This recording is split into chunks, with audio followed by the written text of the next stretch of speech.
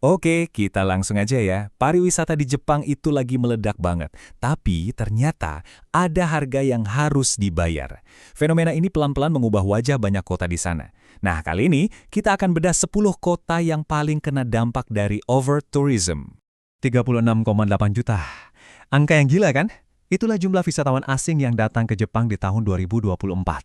Ini benar-benar mencahin semua rekor sebelumnya. Coba deh bayangin, puluhan juta orang membanjiri satu negara cuma dalam setahun.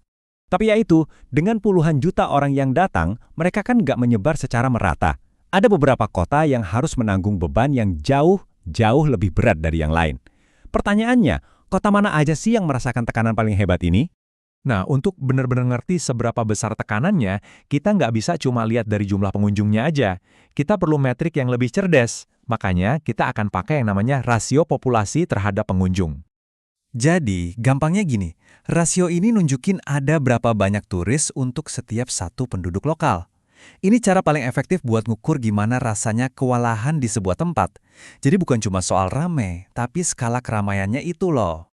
Dan wow, lihat deh grafik ini. Perbedaannya kelihatan banget. Di Hakone ada 250 turis untuk setiap satu penduduk. Sementara di Tokyo, meskipun dikunjungi jutaan orang, rasionya cuma sekitar 3:1. Ini bukti kalau jumlah pengunjung doang itu nggak menceritakan semuanya. Oke, kita mulai dari yang paling jadi sorotan, Ibu Kota Kuno. Ini adalah tempat di mana sejarah yang agung bertemu dengan lautan manusia modern. Dan ya, disinilah gesekannya paling terasa. Dan tentu saja yang nangkring di peringkat pertama, siapa lagi kalau bukan Kyoto. Kota yang dikenal sebagai jantungnya budaya dan sejarah Jepang, tapi sekarang juga jadi pusat masalah over-tourism. Coba deh lihat angka-angka ini. Dengan 56 juta pengunjung setiap tahun, rasionya itu nyampe sekitar 38 kali lipat. Itu artinya, untuk setiap satu warga Kyoto, ada 38 pengunjung. Kebayang nggak sih tekanannya kayak apa? Dampaknya tuh nyata banget. Transportasi umum jadi penuh sesak, privasi penduduk di area bersejarah seperti Gion keganggu, dan bahkan sekedar jalan di ganggang sempit aja udah jadi tantangan. Ini nggak cuma ngaruh ke kualitas hidup warga, tapi juga ke pengalaman para turis itu sendiri. Tentu aja, Kyoto nggak tinggal diam. Pemerintah kota ngambil langkah-langkah yang cukup serius. Mulai dari naikin pajak turis secara drastis buat mengelola kerumunan, melarang fotografi buat ngelindungin privasi, sampai bikin kampanye etika buat para turis. Berikutnya, Kamakura. Yang bikin kasus Kamakura ini unik adalah ukurannya yang kecil. Karena jadi destinasi wisata sehari yang populer dari Tokyo, semua pengunjung jadi numpuk di area yang sangat terbatas, bikin masalah overtourismnya kerasa jauh lebih parah. Nah, ini dia yang menarik banget. Rasionya sekitar 65 pengunjung untuk setiap satu penduduk. Jauh lebih tinggi dari Kyoto. Tekanan pada kota pesisir kecil dengan kuil-kuil kuno ini benar-benar luar biasa. Sekarang kita geser ke kota-kota metropolis. Nah, di sini masalahnya agak beda. Bukan soal seluruh kota yang jenuh, tapi lebih ke titik-titik tertentu atau hotspot yang super padat. Di kota-kota kayak Tokyo dan Osaka, masalahnya bukan kotanya yang kewalahan, tapi hotspotnya itu yang padatnya ekstrim. Di Tokyo, pariwisatanya lebih tersebar, sedangkan di Osaka, keramaiannya itu terkonsentrasi banget di distrik-distrik hiburan.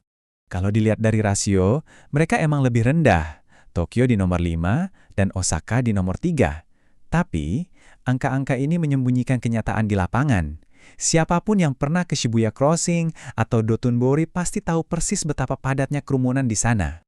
Dan masalah ini nggak berhenti di situ aja. Yuk kita lihat cepat beberapa hotspot lain biar kita kebayang seberapa luasnya fenomena ini di seluruh Jepang. Kutipan ini secara dramatis kenalin kita ke Hakone yang ada di peringkat 9. Ini adalah contoh paling ekstrim dari tekanan pariwisata di seluruh negeri. 250:1. Bener-bener sulit dipercaya. Lalu ada Nara di peringkat 4 dengan rasio sekitar 41:1. Nah, di sini tantangannya spesifik banget. Gimana caranya ngelola interaksi antara jutaan turis dengan populasi rusasika yang terkenal itu, terutama soal pemberian makan dan kebersihan. Dan untuk melengkapi gambaran, kita punya Otaru di Hokkaido dan juga Hiroshima. Ini nunjukin kalau fenomena ini nggak terbatas di satu wilayah aja. Dari utara sampai selatan, lokasi-lokasi wisata ikonik ikut merasakan dampaknya. Setelah lihat semua data ini, yuk kita tarik kesimpulan. Poin pentingnya adalah, apa sih arti semua informasi ini buat kamu sebagai calon pengunjung? Jadi, ini yang harus kamu ingat. Pertama, fokusnya itu di rasio, bukan cuma jumlah pengunjung. Kedua, kota-kota kecil dan bersejarah kayak Kamakura dan Hakone itu yang paling rentan. Ketiga, di kota besar, waspadai titik-titik yang super padat. Dan terakhir, Jepang lagi berusaha keras mencari jalan keluarnya.